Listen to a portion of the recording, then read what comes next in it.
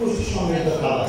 তারপরে আসলো নিরাপদ সবজি, আমরা নিরাপদ খাবার খাবো। আসলে এই পরিক্রমায় আমাদের যে কৃষকরা এক একবার এক এক জায়গায় রূপান্তরিত হচ্ছে। দেখেন আপনি লাঙ্গল কিন্তু একেবারেই উঠে গেছে, পাওয়ার টিলার ছাড়া নাই। হ্যাঁ, আপনারা দেখেন এখনকার যে যারা কৃষি বলতে খুব গরিব মানুষ, আর এখন কৃষি বলতে উদ্যোক্তা, ভালো ভালো যারাই উদ্যোক্তা, জমি আছে, সামর্থ্যবান, তারাই কিন্তু সফলতার মুখ দেয়। দেখেন আমাদের কৃষিতে এমন একটা কৃষি রূপান্তর ঘটেছে যেটা কিন্তু খুব ভয়াবহ রূপান্তর।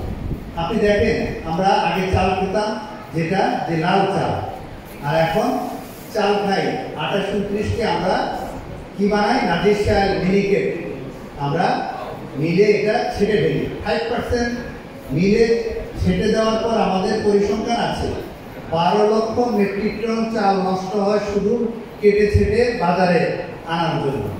মূল চাল থেকে 5% ছেটে ফেলা, তবে 12 লক্ষ মেট্রিক টন। আপনি চিন্তা করেন আমাদের এই ধান উৎপন্ন হয়, চাল উৎপন্ন হয় 4 কোটি মেট্রিক টনের উপরে, সেখানে যদি 12 লক্ষ মেট্রিক টন নষ্ট হয় শুধু ছাঁটাই করে, মিলগুলাতে ছাঁটাই করে ফেলছে।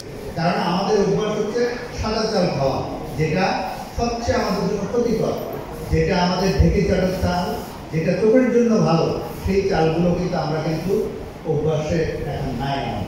আমরা কিন্তু সবসময় বাজারে গিয়ে লম্বা চাল, চিকন চাল, সাদা চাল, এটা এই যে অভ্যাস, মারাত্মক অভ্যাস আমাদের নতুন প্রজন্মের, এই থেকে যদি আমরা বেরিয়ে না আসতে পারি, এখন আপনারা হয়তো বলবেন যে আমরা কী করছি, কুষ্টিরা কাজ করছে, ইউটিউবে দেখছেন আপনারা, অনেকে ভালো ভালো মোটিভেশনাল স্পিচ দিচ্ছে, কিন্তু আসলে কিন্তু আমরা